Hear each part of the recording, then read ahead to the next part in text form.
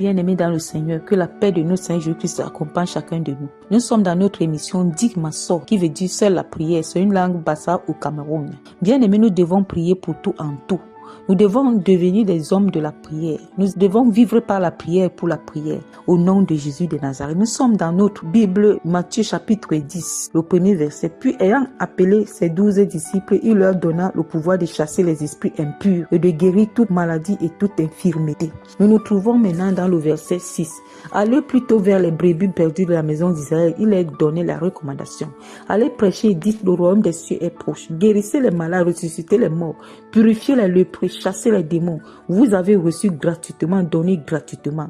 Ne prenez ni or, ni argent, ni monnaie dans vos ceintures, ni sac pour le voyage, ni deux tuniques, ni souliers, ni bâton, car l'ouvrier mérite sa nourriture. Dans quelque ville ou village que vous entriez, informez-vous s'ils y trouvent quelques hommes dignes de vous recevoir et demeurez chez lui jusqu'à ce que vous partiez. En entrant dans la maison, saluez-la. Amen. Bien-aimés, le Seigneur a donné le pouvoir à ses disciples de guérir, de partir dans tout le monde entier pour apporter la bonne nouvelle. C'est ainsi que cela nous a été transmis, nous, cette génération. Alors, pendant que Dieu nous a donné ce pouvoir, il nous a donné les recommandations à suivre et que nous ne nous retrouvons pas aujourd'hui en cela. Il a dit dans le verset 9, ne prenez ni or, ni argent, ni monnaie dans vos ceintures. Mais quand nous rentrons dans les réalités, de la manière dont nous partons la mission de Dieu, est-ce que nous appliquons ces versets? Ou ces versets concernent uniquement certaines personnes? Ni sac pour le voyage, ni deux tuniques, ni souliers, ni bâton, car l'ouvrier mérite sa nourriture. Ce qui concerne l'œuvre de Dieu, nous devons nous réfugier à l'Esprit de Dieu qui nous donnera la lumière de la volonté divine afin de l'appliquer fidèlement. Bien-aimé, cette parole nous concerne tous. Mais quand Dieu t'envoie en mission, tu es obligé de te rabattre vers l'Esprit de Dieu pour rechercher les orientations divines, la volonté de Dieu d'une manière appropriée afin que tu demeures dans la parole vécue de Dieu. Quand Dieu t'envoie en mission, il prépare déjà le lieu où tu pars. Il prépare des hommes et des femmes qu'il va mettre sur ton chemin, qui va s'en servir d'eux comme les dépotoirs afin de déposer la provision nécessaire pour l'accomplissement de ta mission. Alors bien-aimés, Dieu ici veut nous attirer à lui afin que nous dépendons entièrement de lui, même pendant notre marche avec lui, pendant que nous serions en mission. Alors, quand nous partons en mission, ne comptons pas sur nous, comptons sur lui. Nous restons seulement dans la parole, restons seulement dans la lumière de la parole. Et le reste concerne Jésus. Il n'a jamais abandonné quelqu'un. Déjà, il nous a dit, il ne nous abandonnera jamais. Il sera toujours avec nous jusqu'à la fin des temps. Alors, chaque jour de notre vie, quel que soit où nous nous trouvons, Jésus est avec nous pour nous accompagner dans cette mission, pour nous conduire à pratiquer exactement le plan qu'il a préparé pour nous par rapport à ces missions. Alors, nous devons dépendre uniquement de lui. Il est important que nous comprenons ça, que nous vivons dans cela. Il peut passer par des hommes, par le chemin qu'il a choisi, mais nous, quand nous sommes disposés, connectés à lui, nous serons à la place où il nous faut en son nom. Alors, nous allons continuer dans cette parole. Dieu nous dit, dans quelques villes ou villages que vous entriez, informez-vous s'ils y trouvent quelques hommes dignes de vous recevoir et demeurez chez lui jusqu'à ce que vous partiez. On ne demeure pas n'importe où. On ne reste pas n'importe où. Là où Dieu va nous guider. Chez les hommes qu'il a préparés. Bien aimé, Dieu, quand il prépare ces hommes-là, il les connecte à toi, à moi, pendant qu'il nous envoie en mission. Et arrivé là-bas, c'est comme si on était déjà connus. Pourquoi? Parce que nous sommes unis dans le spirituel.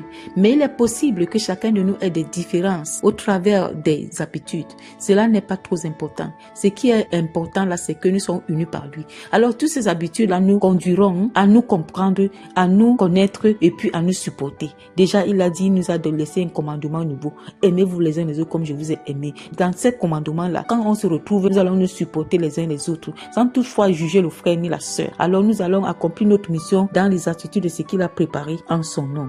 Bien-aimés, dans ces villes et villages où nous partons, comprenons que nous allons rencontrer les défis là-bas. Nous allons rencontrer l'opposition. Et cette opposition ne sera pas au-dessus de nous parce que ce n'est pas nous qui combattons, c'est lui qui combattra à notre place, quand bien même s'il s'en servira de nous. Nous devons compter uniquement sur lui parce que les esprits de cette terre ne nous laisseront pas. Il y aura des autorités spirituelles, physiques, charnelles de cette terre qui seront opposants de la lumière que nous apportons parce qu'ils vivent dans les ténèbres. Alors que cette opposition-là ne devient pas une armée de découragement pour nous, mais plutôt une armée pour continuer à être scellés avec le Seigneur, dépendant de lui entièrement et pour tout. Bien-aimés, nous allons prier maintenant pour que notre Père arrange notre vie véritablement et que la mission qu'il nous a amené à accomplir, que lui-même soit actif au-delà de notre chair et que la lumière de sa présence nous éclaire davantage afin de ôter toute forme d'ignorance et de ténèbres. Nous sommes dans la prière.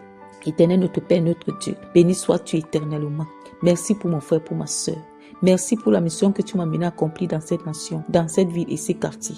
Sois loué, exalté, magnifié. Viens régner en moi, règne dans mes pensées, réactions, regards. Viens saturer l'atmosphère en ma faveur. Défavorise tous mes ennemis. Détruis et renverse toutes les dominations, les autorités, les principautés méchants, le silence. Rends-moi supérieur à eux par ton feu qui m'accompagne partout au nom puissant de Jésus. Accorde-moi les grâces particulières de discerner le bien et le mal et attire vers moi les bonnes personnes et expose la lumière des cœurs, des pensées, des réactions des personnes que tu mets sur mon chemin et conduis-moi à marcher exactement selon le plan que tu as prédestiné pour moi avec ces relations pour ta gloire en ton nom. Béni sois-tu.